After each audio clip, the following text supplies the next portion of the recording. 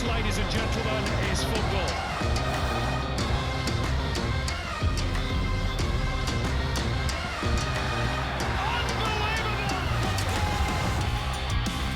Hello and welcome to another episode of Total A-League. It's great to have your company. I'm Vince Rugari. That's Tommy Oar. Once again, what's cracking, Tommy? Great to be back. So much to dive into. Big week ahead. Big Saturday on the couch with a little bit of a Sunday sort of. Well, assuming all the games are live going into Sunday, I don't know. There's a lot of implications, obviously, for everything that's ahead in the A-League. Even the Perth-Wellington game's got something riding on it, Tommy, which which you are personally invested in, which we will get into very soon. But everything's up for grabs from 2nd to 7th. Asia's up for grabs as well, the second spot there behind newly crowned premiers Auckland FC. We're going to get into it game by game, to be honest, and there's a lot to crack into. So looking forward to that, Tommy. And probably in the box seat for that second spot on the ladder, Melbourne City. We're about to talk to one of their stars, one of the breakout stars of the A-League season, and soon to be Socceroo. He's been in a squad, Tommy, but yet to take the field. But I don't think that's too far away from him. Let's welcome him in, our guest for this week, Melbourne City's Kai Trewin. Kai, thanks for joining us. Thanks for having me on, guys. Big weekend, this one coming up, Kai. Everything's on the line for you guys. You get to have first crack at the big games on Saturday. An ACL spot and a week off on the line for you guys. How keen are you to get this one locked away? Yeah, very. You know, we know how important the game is on the weekend, and like you said, it's a big game for the club for next season. You know, playing in the Champions League, and even for this year, having that extra week off can definitely help us on the way to the grand final. Matt, I want to ask you, just largely like reflecting on the season so far from a team perspective and a personal perspective, because, you know, there's been a little bit of an injury crisis there, it seems like. You know, a lot of players, you know, ruled out for the season early on in the season, and, you know, week in, week out, it seems you've had a lot of players unavailable. But so you've relied a lot on younger players, and on a personal note, you've kind of been used as a bit of a utility player, playing in the midfield, fullback, centre-back. How have you found that, and how has the team kind of coped with that setback?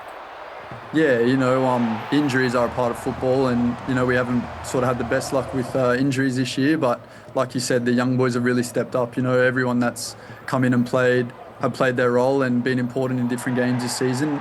And for me, wherever I can play on the pitch, I'm happy, and, you know, wherever Vidi thinks I can affect the game the best on that day is where I'm happy to play and do my role for the team. We know you're a defender, Kai, but where exactly would you say is your best position, you know, regardless of what Vidi thinks? And also, has the sort of moving around helped you develop different aspects of your game? I can imagine that, you know, spending time in midfield, for instance, might help, you know, round certain elements of how you play. Yeah, for sure. I personally feel most comfortable as a centre back, but then again, I also feel comfortable in midfield. So either way, I'm not too fast, man. Like I said, I'm just happy to be involved every week and doing my best to help the team. But like you said, playing in midfield definitely helps me as a ball playing centre back as well. You know, the different pressures you have in the midfield, your first touch needs to be better, and different things like that definitely help me when I do go to the back, and when we need to play out from the back, I can be more effective. I want to ask you as well, we've seen earlier this season, Vidi, your manager, obviously has, you know, given you huge raps, and he said that he doesn't expect Melbourne City to be the last stop in your career, hinting potentially at maybe going overseas at one point. Is that something that's on your radar anytime soon, going over to Europe or Asia to continue your career?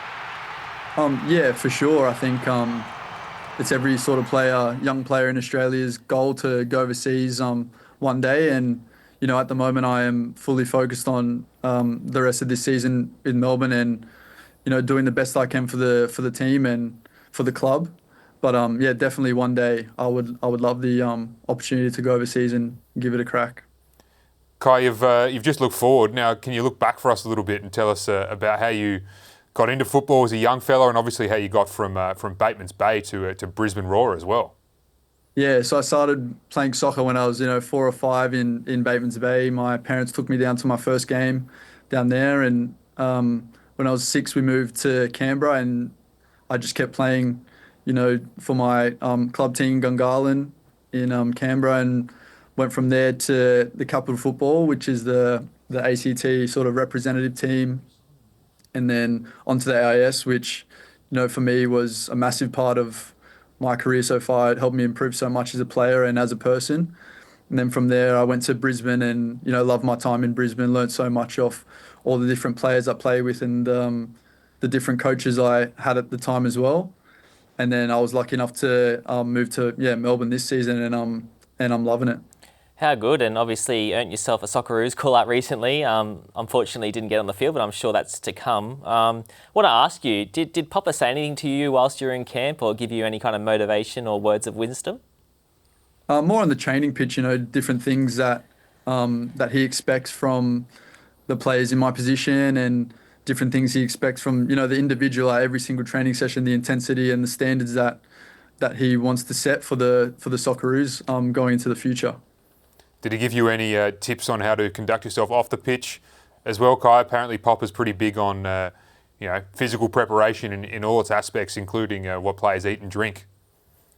Yeah, like I said, he sets really high standards, and that's not just on the pitch, it's off the pitch. So just being the best professional that you can be, and for next time, if you are caught up again, being even better than you were before, and keep raising your standards to meet that level.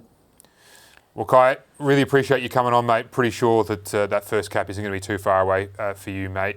Good luck for the rest of the season this weekend, and we'll talk to you again hopefully soon. I appreciate it, guys. Thank you. Thank you, appreciate it. Tommy switched on, I'd say young, but, getting to an age where he needs to be, and in fairness, starting to dominate the A-League in terms of being a defender, getting into national teams as well. That he's on a good trajectory. He is, and he's very experienced for a player. He's been around a long time, and he kind of flies under the radar. He's pretty mild-mannered and softly spoken, but I think he's a player that he will go on to have a really good career, and hopefully for the Socceroos, we can see him get his first cap soon.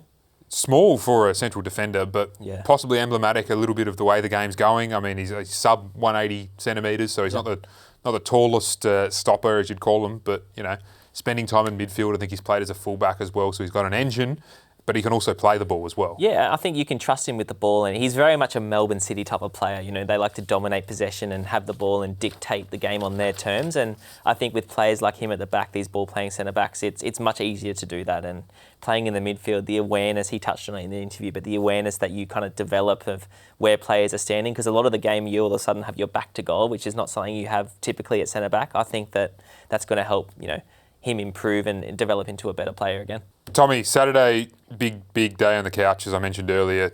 3 games of A-League, into a bit of election coverage for me personally. Yeah. I don't know about you, but the football at least starts with the Sydney FC away to Melbourne City, which is a really, really tough game for them. Everything this whole season rides on this game. Before we crack into that a little bit more, let's just have a look at the A-League table to see where things stand. Yep. So number 1, obviously settled. Anyone from 2 to 5, I think, is still in contention for that's right. the Asian Champions League, and then 6 and 7. Adelaide United going to spend the weekend probably at the pub. Bit nervous watching that game. Not obviously. sure whether they can sink into the beers or not just yet until things play out. Sydney FC can obviously still get in there with they need a point. Needed a point from the last 2 games of the season. Didn't get it, obviously, in Tarneet against Western United, Tommy. And I don't know, man. It's tough. I think, I was going to say, if you look at the performance in that game last weekend, given what's at stake and what's on the line, I think that they'll be pretty nervous going into this game because Melbourne City has had that edge over them so far this season. Before we talk more about Sydney FC, we do have to mention the thing that you're personally invested in. Oh, that's right. I was trying to skim over it. Yeah, I know. But the game between Perth and Wellington might be a dead rubber, but not for you, Tommy, because Perth need to avoid a 4-goal or more loss to avoid having the worst goal difference in A-League men's history. There you go. The team with the record is your Central Coast Mariners in 2018-19 with a negative 37 goal difference. That was one to forget. You had a lot to do with that, obviously. Negative 39, the producer just told me, so I appreciate that. But I've got full faith in Wellington doing the job, to be fair. Sydney FC, do you think they're more likely or less likely to make it at this point? Because there's so much on the line for Melbourne City too. That's the thing. I think if Melbourne City was guaranteed second spot, it might be a different discussion. But this is a huge game for them. First time they'll get ACL in a long time, potentially. They'll want to secure a home final. And, because they won't know the results of the other games, they're going to have to go out to win this game. So I think, we saw the game that Sydney FC played against Melbourne City, where Melbourne City beat them 3-2 at Allianz, maybe only a month ago. And Melbourne City dominated them in that game. And, Sydney FC in their form last week against Western, such a poor performance from them given what's at stake, and they're going to have to turn things around. What was poor about it for you, Tommy, the way they went about it against Western United? Well, it was just, I don't know, the lack of intent of the team. There was no positivity. They were kind of, the way they played, they obviously dominated possession largely in the game. I must admit, obviously, you can see now the goal they conceded. I thought they were a little bit unlucky with this goal. Question marks around the offside and a foul on Joel King. You thought this was a foul. I think we're about to see it again.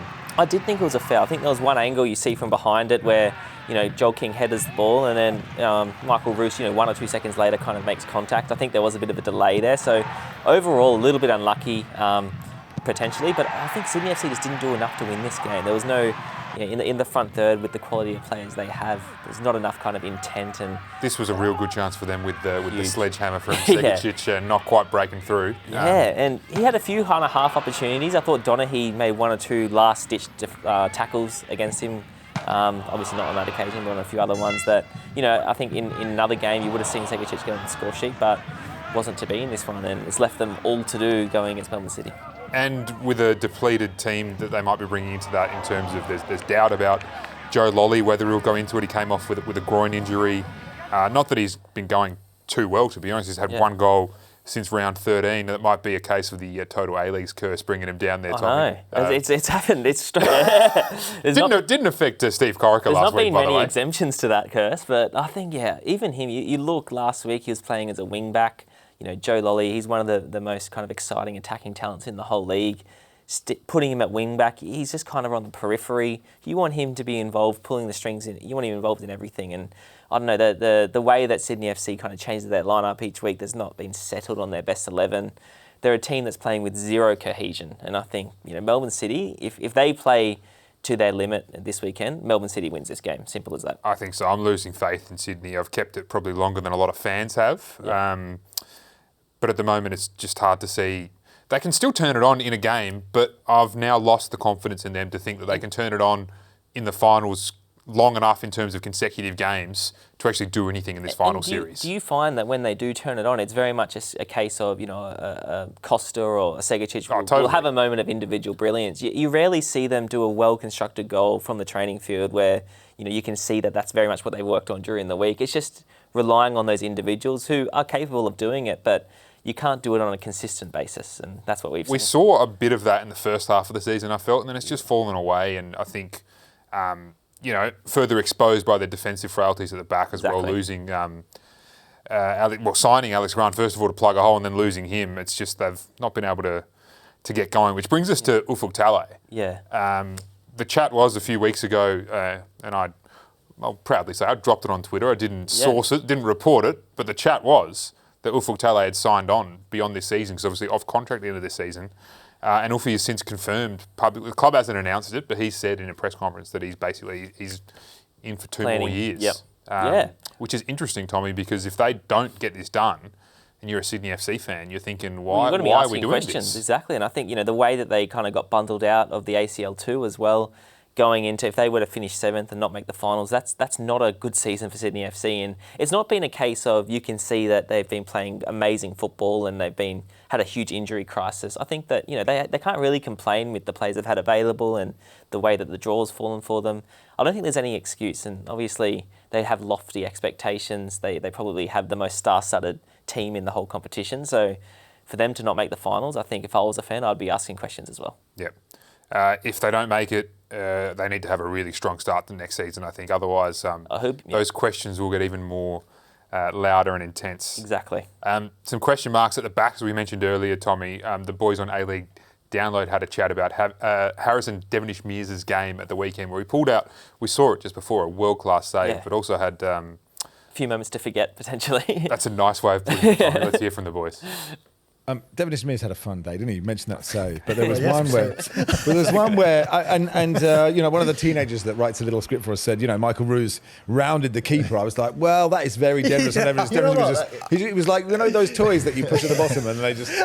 And then in the second half, like he made this save and then he couldn't find where the ball was. It was like a cat looking for a ping pong ball, wasn't it? When they're just looking around going, where is it? Where's the ping pong ball? He had a great day. Yeah, I think that the first one is it's just when as a keeper you just take the wrong angle a little bit. You're a little bit too aggressive, and then you sort of get caught and you're trying, and then obviously he loses his footing, and then you're just breathing that it hits the post. The Roos hit the post.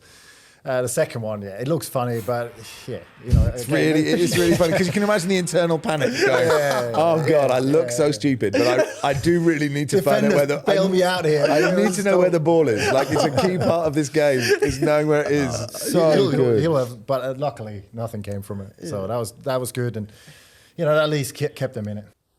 Well, we've spoken about it, obviously, many times on this show, the fact that we're surprised that Andrew Redmayne's not playing. And, I think you have to give him credit for that save he made in that game because... Amazing save. It was one of the best saves I've seen all season, maybe the save of the season so far. It was a phenomenal save, but I think there's a sense of kind of anxiousness or nervousness around him. I think that he gets a bit frazzled. He's a player that I think is lacking a bit of confidence and, I think that the instance that we just saw is a player that's simply lacking confidence. Whether he can be there as the number one for next season remains to be seen. That's an open question, Tommy. Whether they can dip into the market to bring someone else in to replace Redmayne and have him challenge for the number one spot, we'll see. For now, let's talk the other game. The next game on Saturday is Western United versus Auckland. Auckland, of course, had the moment that they've been looking forward to all season. Not quite as...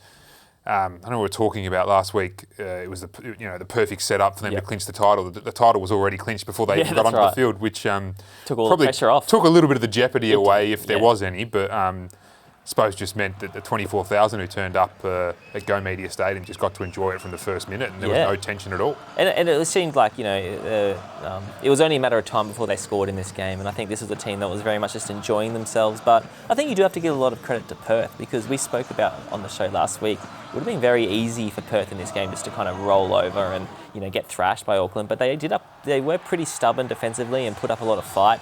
Ultimately, Auckland, too strong again. They've been by far the most consistent team this season and fully deserved to the Premiership. The Premiership is, depending on who you talk to in Australia, Tommy, is the prize or the second biggest prize. I don't know how you feel. My feeling around the prioritisation or the importance that we place on that trophy and finishing top of the ladder in Australia has definitely grown over time. I feel like if you compare it to, say, 10 years ago, people used to use the term minor premiership to describe it.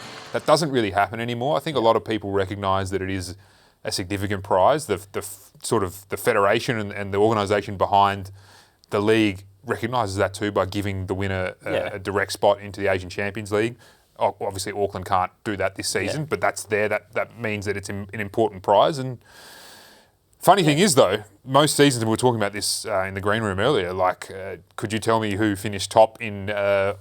I would say I would pick a season out of thin air, but I know you wouldn't be able to probably anyway. And last year, can't remember. That's the thing, though. We still think that the team that won the A-League wins the grand final. It's true, right? and I think that's a cultural thing, and I don't think that'll change anytime soon. And I think that's because of the excitement of the final series creates. It's a unique thing in terms of football on an international stage, but it's why we love this game. We've seen teams. I remember Kevin Muscat's team went on to win the grand final from coming fourth in the league, which was nobody expected it. And obviously it's good for the teams to get that recognition for winning the premiership, but I'm huge on the finals. I love it. It might not be the purest, most fairest way of rewarding the winning team, but it's all about excitement and entertainment, and that's what the sport's all about. And I just think we're getting the balance as close to right as we can in Australia, given our sporting history and culture, and we do have a final series. We've had it. It's not just an Australian sport thing, it's an Australian football thing, has been for decades as well. And the good thing is we didn't even have scenes like that until relatively recently in terms of Auckland lifting the Premier's plate. Because if my memory's correct,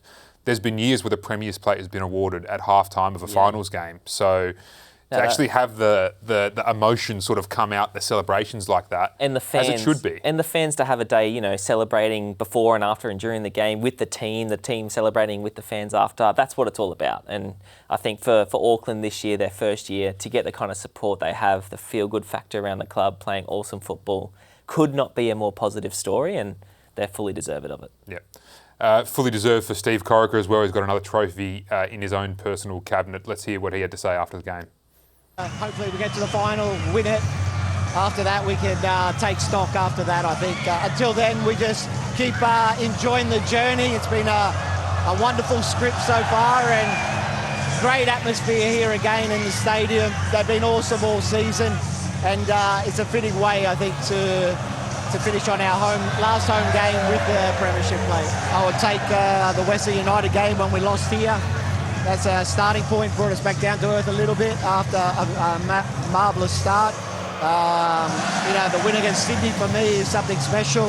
The 3 derby wins, unbelievable, especially the last one.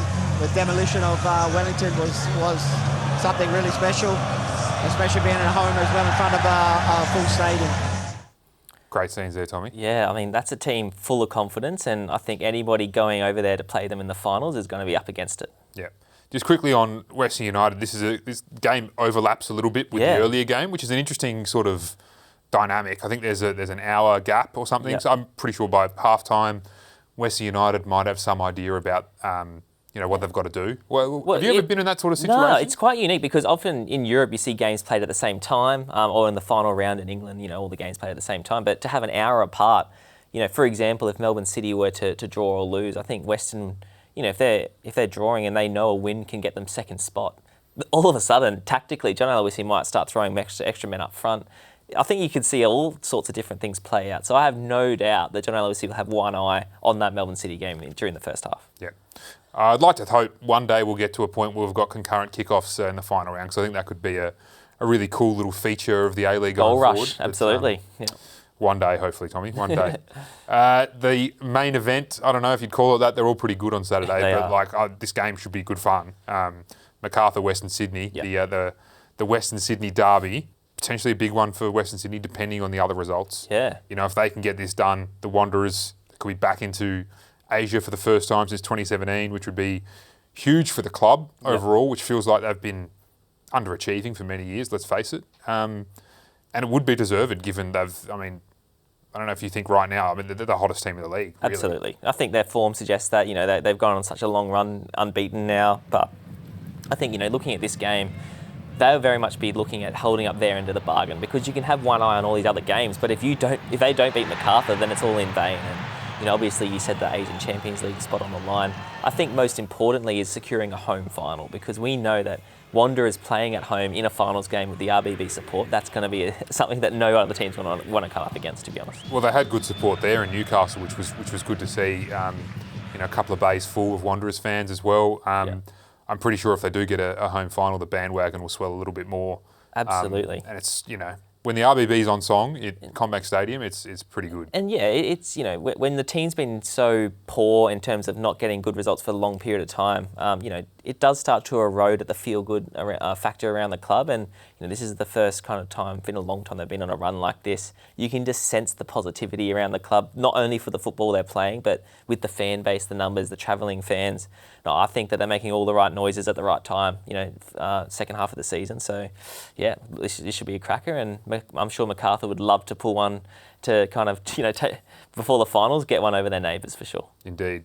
Question mark over the future of one of their best players, though, Tommy, Nick Milanovic. We've been pumping him up week by week here. I think he's a fantastic player. I don't know how high his ceiling is, and that's kind of what's exciting about it, to be honest. The rumour is that he might be heading off to Aberdeen next season. Yep. We were on here and you were talking that he should be going for millions last week. The chat about the fee is that it could be around $800,000 Aussie, which is low, and so low that I would presume the only reason why it's that low is because he has a release clause in his contract, right? I think that's the first thing I thought as well when I saw it.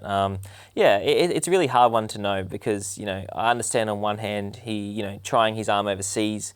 I can imagine that you don't know what opportunities are going to come up, and Aberdeen, they obviously have a history of selling players onto huge leagues and huge clubs. Particularly recently, Serie A has been a number of players make that step. For him, I think the most important thing is if he does leave, to go somewhere where he's going to play, and hopefully that happens. But I agree, I was a little bit surprised to see the fee that low, and I think it must be something fixed, because that money, I think it's difficult to find someone who can do what Milanovic is doing. If you're getting $1 million in compensation, you can be dip and find a marquee to come in and maybe fill that gap. But I think it's going to be difficult for them if he does leave to replace him. Is it a good club for him to go to, Tommy? Aberdeen still have a chance of finishing as high as third in the Scottish Premiership, which would put them in the qualifiers for the Europa League. Yeah. Which would be pretty amazing exposure for him. Yeah. No. Even the Conference League might actually be a better competition to play in terms of Aberdeen matching up against other teams. If Milanovic can find himself in a tournament like that next season, that's fantastic. Absolutely. And I think that Aberdeen, if you look at the style of football they play, I think they're quite different to a lot of other teams in that league. They play a much more possession-based style of football. I think that leans itself to suiting his attributes well. He's a goal-scoring attacking player. We've seen a lot of kind of young Aussie players go to the Scottish League in recent seasons, but they've largely been defensive-minded players. So I'm excited to see a young Aussie attacker chance his arm in that league if that's where he does end up, and I think all Australians have their fingers crossed that he does well. Yeah. Well, it's not done yet. That's what he said post-match, as well as Wanderers coach Arne Slot. Let's hear a little bit about them. They were asked at the weekend about the rumours surrounding Nick Milanovic. I've got to ask you as well, have you been checking out the weather in Scotland around this time of the year? No, that's look, to be honest, I'm focused here. I've got another game here in finals, so I want to do my best here, and then whatever happens after. The speculation, can you deal with it as you try and achieve something special with Western Sydney? Yeah, of course. I think obviously last year I had interest too, so I've been dealing with that now for a year and a half. So it's you put it in the back of your head because you love to play football, and when you get out here, it all goes away. So yeah. Yeah, there's been strong links for Milo for 12 months now, hasn't there, to a club. So nothing's been 100% signed off on for him. So he's going through different processes at the moment. But at the moment it's sort of irrelevant for our team and for him. He's got to focus on the now, and he's been in that mode since round one. There was obviously a lot of speculation on him going before the season started, so he's carried the weight of those rumours and innuendos for a long time, and and I think he just showed throughout the season, but also tonight, that he can play under that kind of, I guess it's not even pressure, but just the kind of scrutiny and questioning around that kind of stuff. He's just got to focus on the now, and at the end of the season, everything else will look after itself. Hopefully he can finish strong, Tommy, because there's a Socceroo squad that's going to be named in the not-too-distant future, and I think he has to be a good chance to be in it. I agree, and the Wanderers, in terms of their finals chances, I think that if he's in the kind of form that he's in, they're going to be tough to beat, but at the same time, if he's not, I think that the reason they've been so consistent of late, I think, is largely down to his goal-scoring efforts. Yeah. A quick word on MacArthur. Obviously, nothing to play for them in terms of the finals, but Marin Jakolis has had 12 assists this season, which is the most in a season since Leroy George's 14. Yeah. One of the great one-season wonders for Melbourne Victory, Leroy George. 14 assists in 2017-18. He's also off contract as well, which is interesting. The Bulls would want to sign him up, I would have thought, but Yeah, maybe he wants to go back overseas. Who knows what? I think that, he's one that's kind of slid under the radar a little bit this season, probably because the Bulls haven't been, since they kind of slide down the table when they lost a lot of their... The other thing I think that made him fall off the radar was when we found out that he wasn't eligible to play for the Socceroos. Absolutely. We were a bit excited in the early part of the season. Yeah. And so was he, actually. I feel like his form dropped off not long after that sort of came out. But I feel like of late it's kind of picked back up. We've seen him back in the goal scoring. And in this game last weekend against Melbourne Victory, he could have scored. He was unlucky not to get on the score sheet again. But I think a lot of teams in the A-League would be looking at him, potentially even the Wanderers if Milanovic does leave.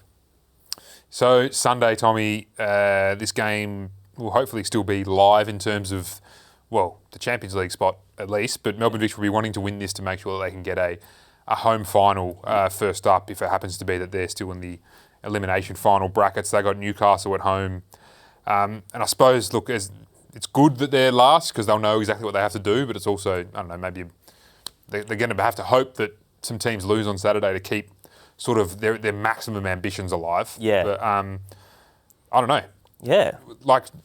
They might just come out and just go for it. Why not? They have to anyway. Preparing for this game, I think the focus will be on, they're going to go out and try and put in a really strong performance and obviously score goals and win this game by as many goals as possible and put themselves in the best position they can. I think that with that mindset going into the game, the other results are almost irrelevant. And I'm sure that the coaching staff obviously will know exactly what they need to do to get the optimum results in terms of table finish, but I don't think it'll change their preparations too much. And we've seen them of late. They've turned a corner. They were really good against Macarthur again last week in terms of goal scoring and creating opportunities. We saw a fantastic goal again from Teague.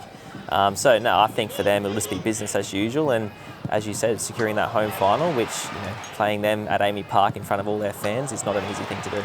No. And thoughts of who they might play in the first week of the finals. So they can't enter a team's mind, right, in terms of like if they're sitting somewhere and they're lining up, potentially for a game against the Wanderers, and they can't think like, we don't want to face them, we want to face them. You just got to play. You got to bring good form and good feeling into the finals anyway. And I think the Melbourne Victory does have this aura where, I'm not going to say it's an arrogance because it's a good thing, but they have this thing where, we can beat anyone.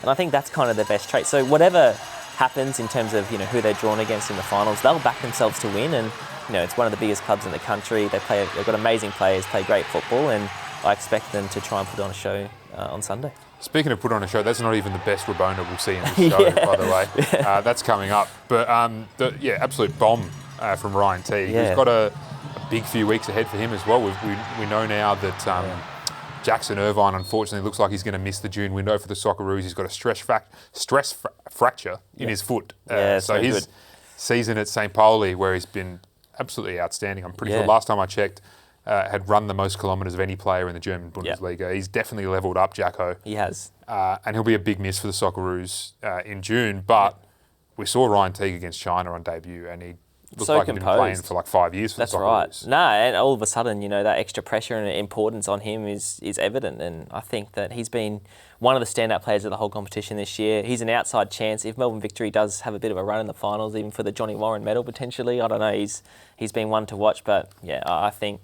hopefully we can see him get back in the Socceroos squad and, fill in Jacko's shoes if he can. Who else you got in the Johnny Warren mix? It's tough. I think, a lot will kind of hinge on this weekend as well. I think, there's a lot of players like Botic who's probably gone off the ball in the last month or two. Goodwin, who's obviously got a hamstring now, so I'm not sure if we'll be seeing him again this season. It's really difficult to say. We've spoken about on this show, there's no real standout so far this year where you're like, it'll be his to lose. I think this one could go any way, and I think you might see a midfielder or a defender get it this year.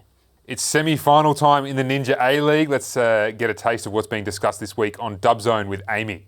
This week on Dub Zone, a Jade Pennock banger books a semi-final spot for the Mariners. Adelaide ends Western's season with their first ever finals win. And Captain Kayla Morrison joins us ahead of Victory's semi-final matchup against the Reds. I'll also be joined by A-League's commentator Teo Pellizzeri and two-time Ninja A-League champion Teresa Polias. 2 big elimination finals, 2 semi-finals to come. How excited are we? Oh, massive games ahead of us and, so much to look forward to. Look, the crowd in Adelaide was my highlight of the week. I know that there were some standout performances and with only a couple of games, we go really in depth now discussing the matches. We do, and I thought the goalkeepers on both winning teams were outstanding.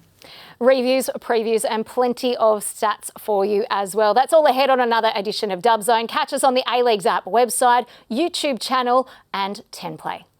Excellent stuff. Look forward to watching Dub Zone this week. Tommy, let's launch into extra time, mate. The Golden Boot race. Yeah. It's almost over. Who you got winning it? Stajcic 13, Goodwin 13, but he's done, as you mentioned earlier. Milanovic 12, Botic 11. We know who they're playing. Who's coming out on top? I think it's either going to be Stajcic or Milanovic. I think Sydney FC needs Stajcic to win it for them to get into the finals. So I'm going to back him. I'm going to say he's going to get a goal and win it. Good call. I'm going with Milanovic, I reckon. Fair.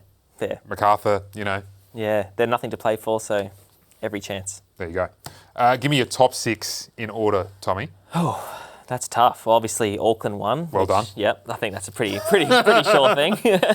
No, I think Melbourne City will get the result. I don't know. I think Melbourne City is going to beat Sydney FC, and I think they'll get second, and Sydney FC will obviously miss out. So that'll leave Adelaide in 6th, and I think Wanderers will get 3rd, Victory 4th, and Western United 5th. It's a good first week of finals. I think I have the same, to be honest. I can't see Western beating Auckland. I can't see I think Victory will do the job, and I think Wanderers will do the job. So, yeah it's exciting. Could look very different to that, though. Very likely that it will, Tommy, in this competition. We mentioned Rabona's earlier. Have a look at this from Melbourne Victory in the Victorian MPL from Luca College. I think this is a Pushka. Wow. That is incredible. I think the amazing thing about this goal is that he's running away from goal. So to wrap his foot around it, I mean, he was a brave man to try it, let alone pull it off. I think I would have fallen over my own feet if I tried that. So you haven't even tried a Rabona in a match, right? Way. Stick to your strengths, and Rabona's not one of them. So what about training field? Anything? No, not for me. Tricks, not for me. Fair. Yeah. Fair. Some reason, massive focus on amazing goals this week. There was one by Auckland FC, sorry, and Olimpico.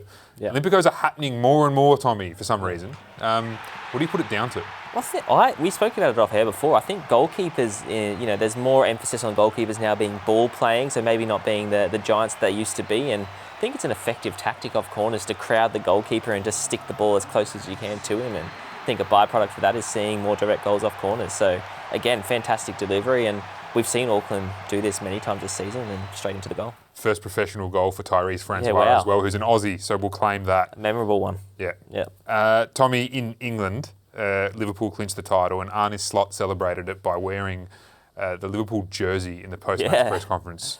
And we've been policing jersey-related we have. sort of behaviour on this show a little bit. How do you feel about this? Well, when I saw the interview, I was shocked, and I actually wonder whose jersey it is. He obviously doesn't have his jersey himself. He might have asked the kit man for just like, have you got a? Well, what name did it have on the back of the jersey? I wanted to see the back of it. So no, you don't see it very often. I don't really have an opinion either way about it. I'm not for or against it, but I was just surprised to see it because I've never seen that before. I rate it. And I just wonder whether we can just try what they're doing. Yeah, well, baseball has the managers in full uniform, Tommy, and might be a bit of a dicey sight for some managers, but full kit on the bench. Yeah, I'd be all for it. Yeah, Shinny's in for sure. You give us some more material, and probably give the A-League warm-up boys. Yeah, the memes would be some material as well. Yeah. Good stuff, Tommy. Thanks for your contribution as always. Look forward to seeing you next week on Total A-Leagues. Enjoy the football.